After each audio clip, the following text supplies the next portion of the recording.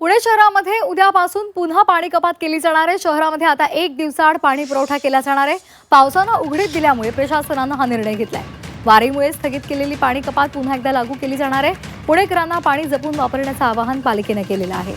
तर सध्या पावसानं उघडीप घेतलेली आहे आणि त्यामुळे पुणे शहरात उद्यापासून पुन्हा एकदा पाणी कपात लागू होणार आहे। पुणेकरांनी पाणी जपून वापरावं असं आवाहन करण्यात आलंय।